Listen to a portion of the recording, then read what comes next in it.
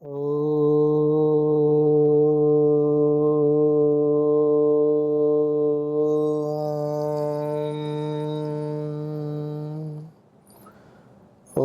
विश्वानि देवः सवितर्दुरितानि पराशुभ यद्भद्रन्तन्न आशुभ। ॐ शान्तिः शान्तिः शान्तिः। ॐ श्री परमात्मने नमः। ॐ श्री गुरुभ्यो नमः।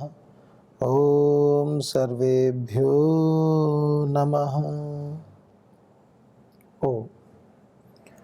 वैदिक संस्कृति के इस अंक के अंतर्गत हम आज वैराग्य शतक के विषय में चर्चा करेंगे।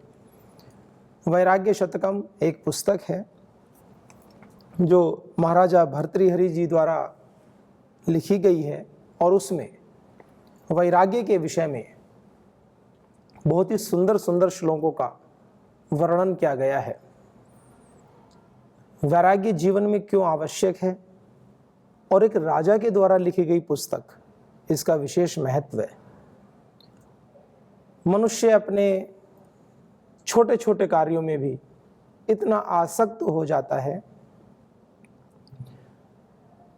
कुछ धन अर्जन कर लिया, कुछ भोग विलास के साधन एकत्रित कर लिए और अधिकांश समाज में तो केवल और केवल अपने जीवन यापन के साधनों को ही हम अर्जित करते हैं और उसी में इतने आसक्त हो जाते हैं कि जीवन के उद्देश्य को ही भूल जाते हैं। हमारे जीवन का लक्ष्य हमसे त्रोहित हो जाता है।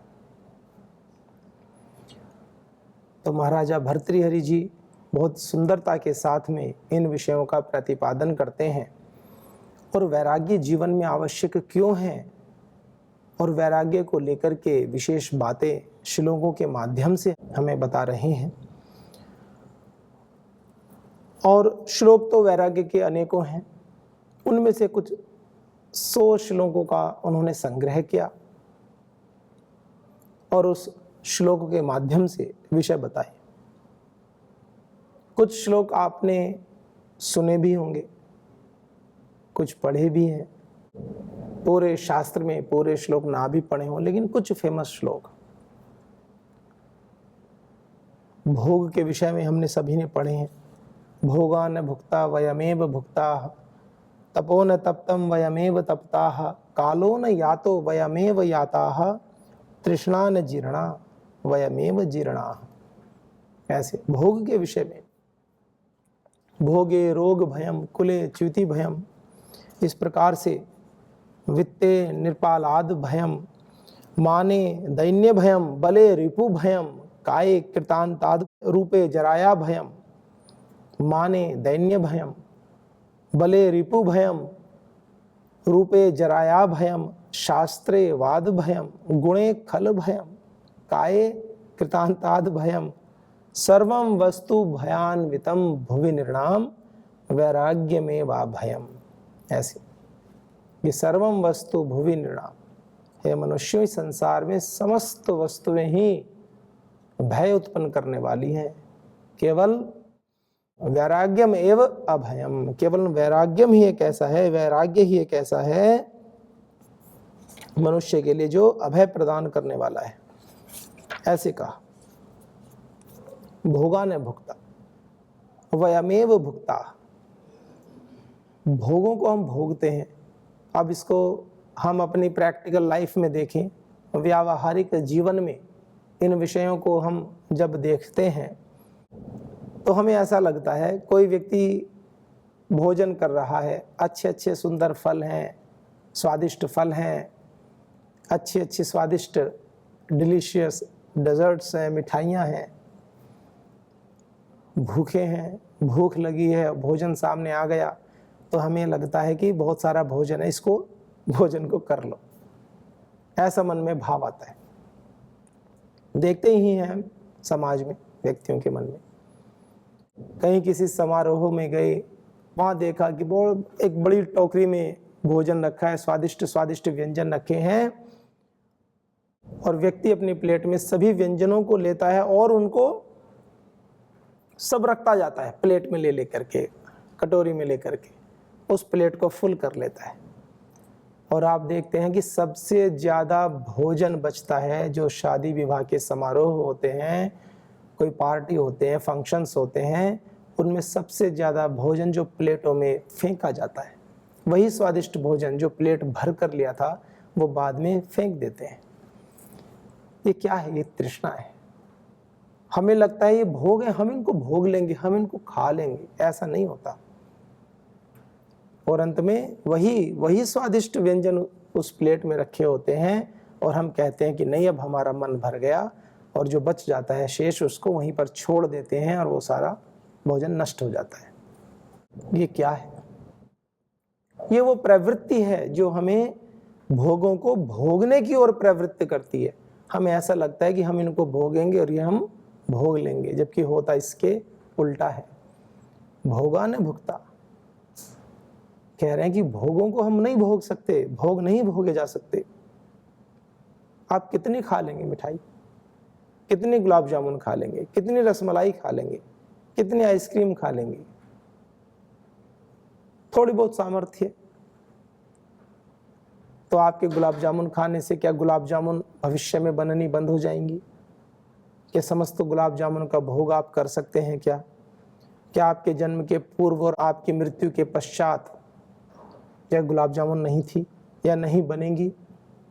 ऐसा तो किसी भी काल में संभव हो ही नहीं सकता। पहले भी थी, वर्तमान में भी हैं और भविष्य में भी रहेंगी। कौन नहीं रहेगा? हमारा शरीर। हमारा शरीर नहीं रहेगा, ये बात है। इसीलिए कहा भोगा न भुगता वयमेव भुगता। भोगों को नहीं भोग सकते हम ज्यादा खाएंगे तो हमें हो जाएगी डायबिटीज, हम हो जाएंगे शुगर के पेशेंट, हमारी लिवर किडनी डैमेज हो जाएगी। लोग शराब पीते हैं, सिगरेट पीते हैं, तंबाकू गुटखा खाते हैं, उनको लगता है कि मैं इसको पी रहा हूं। ऐसा नहीं होता। नॉनवेज खाते हैं, उनको लगता है मैं भोग रहा हूं, मैं खा रहा हूं। ऐसा नहीं है। वो शराब, वो सिगरेट, वो बीड़ी, वो तंबाकू वो हमें खा रहा होता है। कैंसर हो जाता है। छोड़ना तो फिर भी पड़ता ही है उसको, लेकिन उसके साथ साथ क्या होता है, हमारे पूरे जीवन में जो हमने अर्जित किया है, जो धन अर्जित किया है, वो सब भी चला जाता है और अंत में ये शरीर भी चला जाता है। आप देखिए जा करके कैंसर के हॉस्पिटल्स होते हैं। मनुष्य को जीवन में जिसको भी शराब बीड़ी सिगरेट पीने की आदत है, कुछ परिवार में व्यक्ति बड़े परेशान होते हैं, कहते हैं जिनको शराब पीने की लत है, बीड़ी पीने की लत है, सिगरेट पीते हैं, मानते ही नहीं है, घर में कलह करते हैं। तो मेरा हाथ जोड़कर निवेदन है उन परिवारों से, आप अपने उन व्यक्तियों को लेकर के एक बार कैंसर के हॉस्पिटल में जाइए। पंजाब से तो एक ट्रेन ही चला दी जो कैंसर के पेशेंट को लेकर के चलती है, स्पेशल ट्रेन, वो कैंसर के रोगियों को ही लेकर के चलती है। आप जाएं अस्पताल में और वहां देखें और उनसे मिलें, उनसे बात करें जो कैंसर के पेशेंट हैं। आप शराब को पीना तो दूर, उसको देखना भी पसंद नहीं करेंगे, लेकिन करते क्या है, जाते ही नहीं है। बस न्यूज़पेपर में पढ़ा, किसी अच्छे शुभ चिंतक व्यक्ति ने बताया तो उसकी बात सुनी और एक कान से सुनी और दूसरे से निकाल दी, क्योंकि उसके जो बीभत्स परिणाम है वो हमारी आंखों के आगे है नहीं, या है भी तो बस बहुत मामूली, बस थोड़ा सा देखा और निकल गए। आप जाएं, समय दें, डिवोट करें, एक एक पेशेंट से मिलें, 50-100 अलग अलग पेशेंट से मिलें, उनसे पूछें किस प्रकार से उनको एडिक्शन हुआ, किस प्रकार से वो इस स्थिति में आए कि जहां जीवन भी जाने वाला है। तंबाकू खाते हैं, गुटखा खाते हैं, सिगरेट पीते हैं, मुंह का कैंसर हो जाता है, सारा मुंह, सारा जबड़ा, सारा नीचे का थ्रोट इन्फेक्शन हो जाता है, सारा मांस फट जाता है, फूल जाता है, सारा काटना पड़ता है, व्यक्ति का चेहरा भी खराब हो जाता है, मुंह का कैंसर हो जाता है। लीवर किडनी डैमेज हो जाते हैं, फेफड़े काम करना बंद कर देते हैं, और इस प्रकार से हो जाता है कि शरीर को पुनः ठीक करने के लिए भी शरीर में सामर्थ्य नहीं रहती है। यह है भोग। लेकिन हमें क्या लगता है कि अभी तो युवा हैं, पी लो, कि पता नहीं फिर पिएंगे कि नहीं। ऐसा नहीं है। भोगा न भुगता। शास्त्र हमें सिखाता है कि ये जो भोग हैं ये आप नहीं भोग सकते। कितने भोग लोगे आप बताओ? एक वर्ष में 365 दिन होते हैं, कभी 364 हो जाते हैं। 365 दिन ऑन एन एवरेज यदि मान लें तो एक व्यक्ति मैक्सिमम 100 ईयर्स भी यदि जीता है तो कितना जिएगा? 36,500 दिन, 36,500 days is the maximum time span of life for a person. इतना सा स्पैन ऑफ टाइम, और वो भी कब? जब नियमित दिनचर्या करे, अच्छे से जिए, तब इतना है। 100 वर्ष तक निरोग रह करके जिए तो। और कोई अच्छे से जीवन जिए 100 सवा 100 जा सकता है, लेकिन अपवाद में 1 या 2। अभी वर्तमान में भी आप देखो पूरे विश्व के आंकड़े तो 125 वर्ष के व्यक्ति मिलने मुश्किल हैं। कोई होंगे भी तो 1-2 कहीं कहीं किसी कोने में। पूरे 600-700 करोड़ की आबादी में वर्तमान परिप्रेक्ष्य की बात ही करें तो, और 100 वर्ष पे भी जाएं तो भी कुछ उंगलियों पर, टिप्स पर गिन सकते हैं 100 साल के व्यक्ति कितने हैं। तो हम तो कॉमन एवरेज आयु यदि 100 वर्ष के भी मान लें सभी की, तो भी 36,500 दिन कितना भोगेंगे आप? 10 गुलाब जामुन भी रोज खाएंगे तो कितनी खा पाएंगे? 3-4 लाख, 10 लाख खा लो। 10 लाख गुलाब जामुन तो किसी एक शादी विवाह में बन जाती हैं। जहां 8-10 हजार लोगों को इनवाइट किया जाता है वहां बन जाती है। कहीं कहीं लाखों लाखों लोग भंडारा करते हैं, वहां पता नहीं कितने बनती है, करोड़ों में बनती है। क्या भोगोगे आप बताओ? कितना भोग सकते हो? और भोग तो कभी खत्म नहीं होंगे। इसलिए कहा भोगा न भुगता, वयमेव भुगता। हम भोगे जा रहे होते हैं, हमारा भोग हो चुका होता है, हमें पता ही नहीं चलता। हम धीरे धीरे धीरे धीरे नष्ट हो रहे होते हैं। भोगा न भुगता वयमेव भुगता। तपो न तप्तम वयमेव तप्ताः। तपो न तप्तम।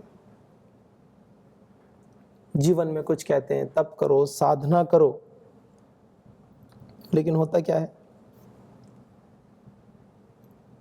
उपवास करो, हमें लगता है हम तप कर रहे हैं। होता क्या है? त्रिविध जो ताप हैं वो ही हमें हर लेते हैं। आदि भौतिक दुख हैं, आदि दैविक दुख हैं, आध्यात्मिक दुख हैं, उनमें ही फंसे रह जाते हैं। किसी को ऐसा लगता है कि हमने उपवास किया, व्रत उपासना की और हम बहुत अच्छे से हम साधु बन गए। ऐसा भी नहीं है। हालांकि करना चाहिए उपवास साधना, लेकिन कोई इस अहंकार में रह ले कि हम तो बहुत तप और उपवास करते हैं, उपासना करते हैं, तो बस हमारे जीवन का लक्ष्य मिल जाएगा। ऐसा नहीं है। तपो न तप्तम वयमेव तप्ताः। त्रिविध ताप हमें ही है, हमें ही ले जाते हैं, पता ही नहीं चलता कहाँ चले गए। अहंकार की भावना मन में आ जाती है। इसलिए कहा कि सम्यक तप करें, योगांगों का अनुष्ठान भी करें तो सम्यक। समत्वम योग उच्यते। समत्व, समता के साथ करें, जीवन को निखारें। बहुत अधिक तप शरीर के साथ, मन, वाणी, मन, ये सब कर्म एक संतुलन बना करके करें। जीवन संतुलन का नाम है। और पुरुषार्थ करें, बहुत पुरुषार्थ करें, अखंड प्रचंड पुरुषार्थ करें, लेकिन कैसे? समन्वय के साथ में कार्य करते करते ही उसमें आनंद लें। ये है। तब आप फिर ये बात आपके ऊपर नहीं आएगी कि तपो न तप्तम वयमेव तप्ताः। फिर हम उसके शिकार नहीं होंगे। आपने देखा होगा कुछ व्यक्ति ऐसे होते हैं जो उपवास रखते हैं 2 दिन, 3 दिन, 4 दिन। अब नवदुर्गे होते हैं, कभी 9-9 दिन रखते हैं। कुछ एक एक महीना रोजा रखते हैं, उसमें तो चलो एक अलग विषय है, वो रात को खा लेते हैं पेट भर के। लेकिन कुछ निर्जला एकादशी करते हैं, माताएं व्रत रखती हैं, पूरे दिन कुछ नहीं खाती ना पीती हैं। तो इसमें कुछ व्यक्ति ऐसे होते हैं जो उपवास तो पूरा रखते हैं लेकिन उपवास के बीच में बीमार हो जाते हैं, एडमिट हो जाते हैं डॉक्टर के यहाँ और बड़े गंभीर स्थिति में पहुंच जाते हैं। हालांकि ऐसी संख्या बहुत थोड़ी है, लेकिन फिर भी मैं एक बात बता रहा हूं, इसमें कोई ऐसा विषय नहीं है कि कोई व्रत की निंदा की जा रही है। लेकिन तपो न तप्तम वयमेव तप्ताः, अपने शरीर के साथ ही सारे विटामिन जो हमें चाहिए, मिनरल्स जो हमें चाहिए वो नहीं देते, बीमार हो जाते हैं। कहाँ तो भगवान को प्राप्त करने के लिए चले थे, कहाँ अपने शरीर से ही व्याधियों से ही इतने व्यथित हो गए कि मार्ग में बाधा उत्पन्न हो गई। और योग मार्ग की बाधा में सबसे पहली बाधा तो व्याधि है। महर्षि पतंजलि जी कहते हैं, व्याधियों के विषय में कहते हैं, वो कहते हैं कि व्याधिस्त्यान संशय प्रमाद आलस्य अवृत्ति भ्रांति दर्शन अलब्ध भूमिकत्व अनवस्थितत्वानि चित्त विक्षेपास्ते अंतराया। व्याधि पहली बाधा है योग मार्ग की।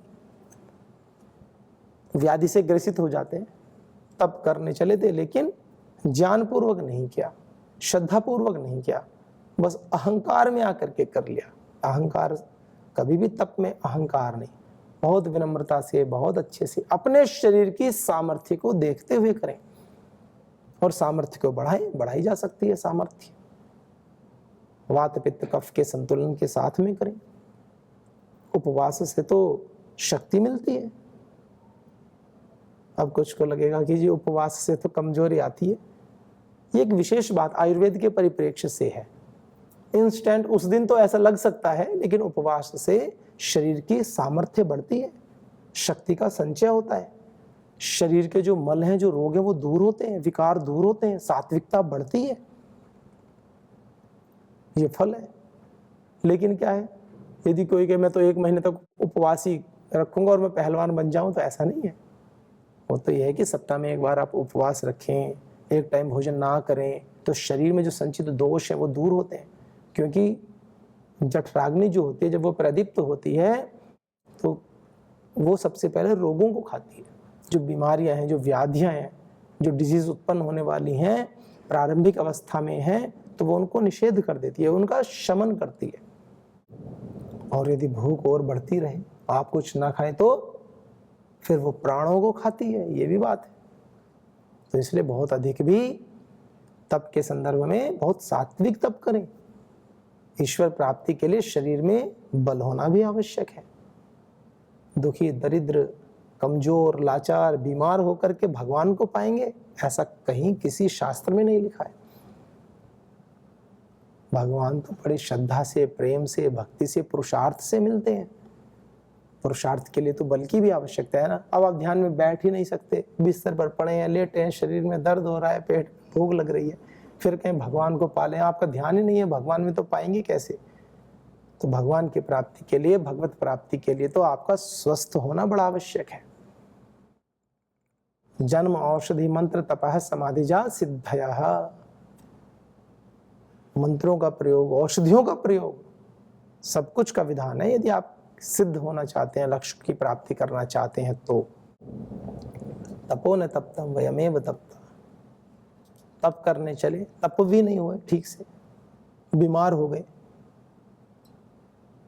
स्वयं ही दुखी हो गए, त्रिविध ताप से, त्रिविध दुखों से युक्त हो गए, तो कैसे भगवान को पाएंगे। तप करें, लेकिन सात्विक तप, बुद्धिपूर्वक, ज्ञान पूर्वक, गुरु की सन्निधि में तप करें। तो तप तो हम करते हैं, लेकिन कैसे करें फिर, गुरु की सन्निधि में करें, शास्त्रोक्त विधि से तप करें। ऐसे बस कुछ पता नहीं और तप करना शुरू कर दिया, उसमें तप तो कम होता है, अपने शरीर का नुकसान ज्यादा हो जाता है। तो बड़े विचार करके गुरुजनों की सन्निधि में, जो हमसे बड़े हैं, उनसे पूछ करके आध्यात्मिक पथ पर तप का वर्ण करें। तो ऐसे कालो न यातो वयमेव याताः।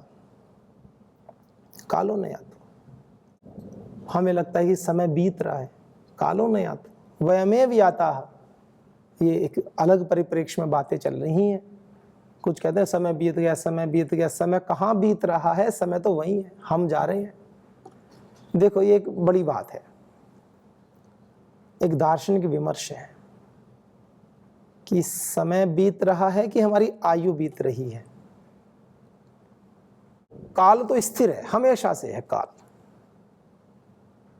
उस कालखंड में हम उत्पन्न हुए ना, और हम बचपन में थे, हम बड़े हो रहे हैं, हम वृद्ध हो रहे हैं, हमारा शरीर संसार से जा रहा है, हम जा रहे हैं ना।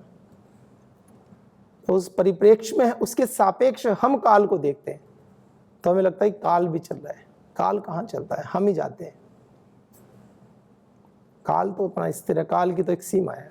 प्रातः काल हो रहा है, सूर्योदय हो रहा है, वो एक सिस्टम घूम रहा है बस। काल, इसलिए परमेश्वर को कहा वो कालातीत है, काल से भी परे है, वो काल की सीमा से परे है। कालो नहीं आता।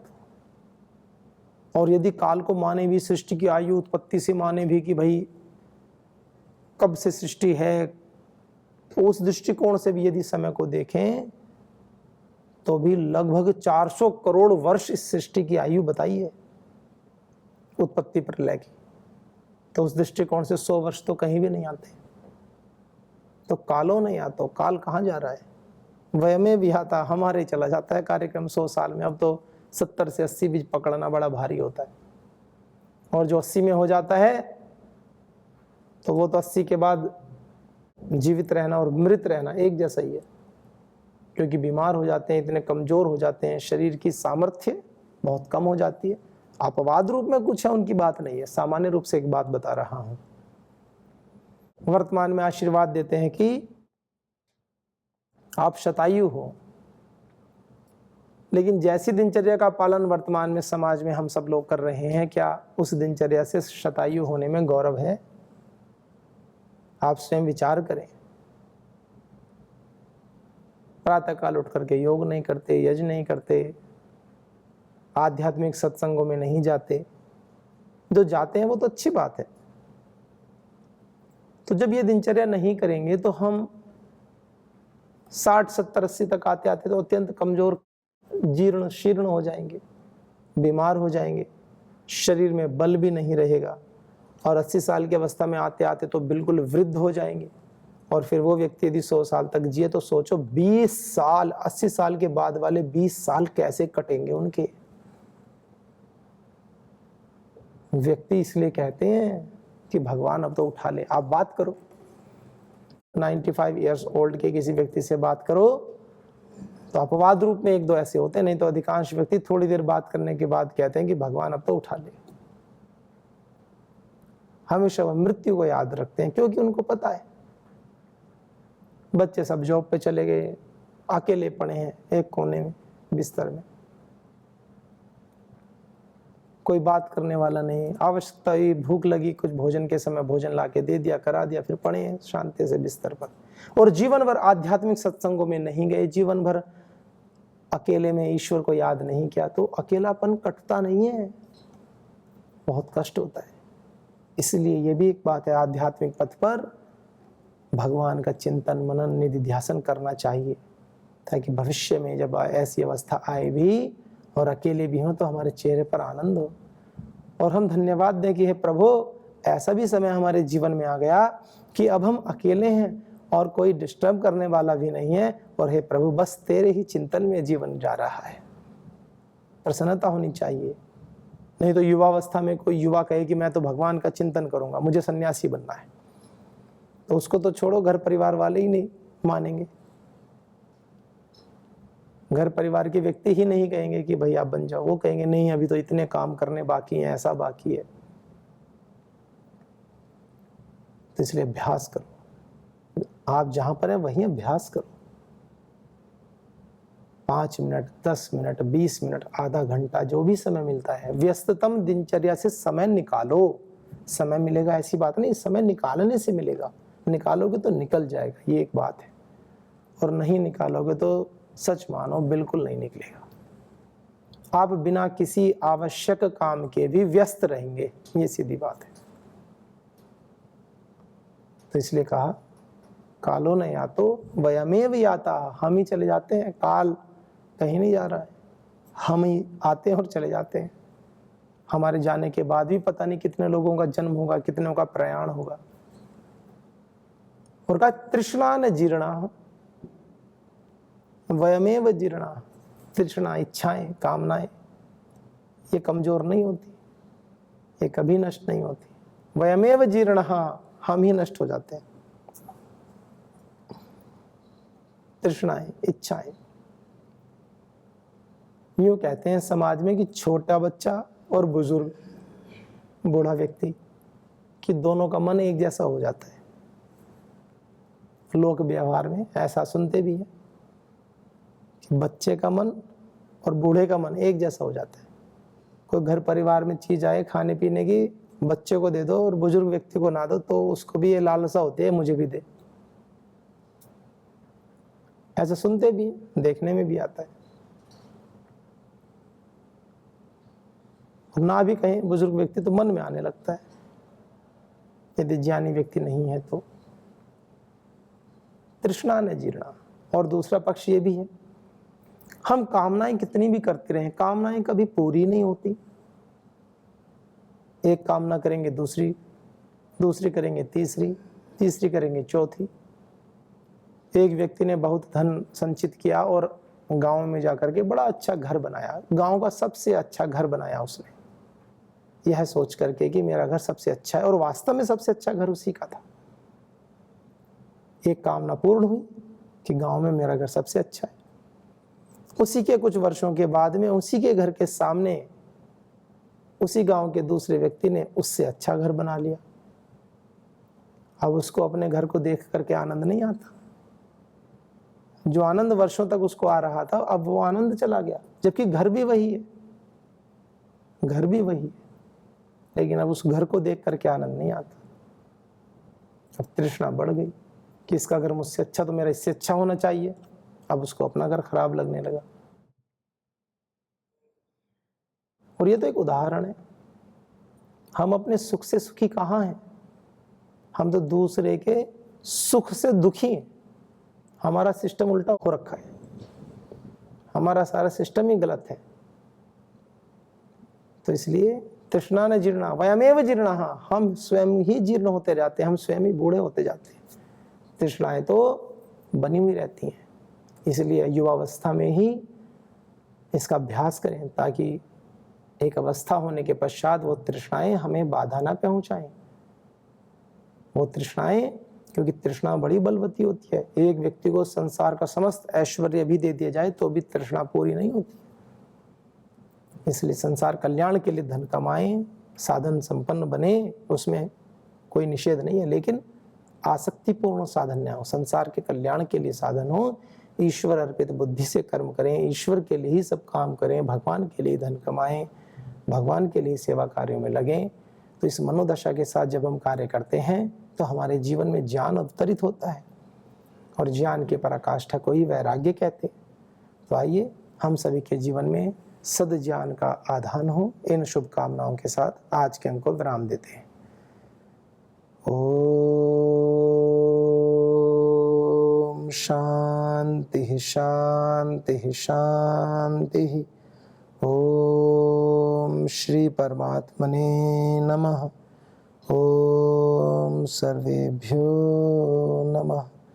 ओम श्री गुरुभ्यो नमः।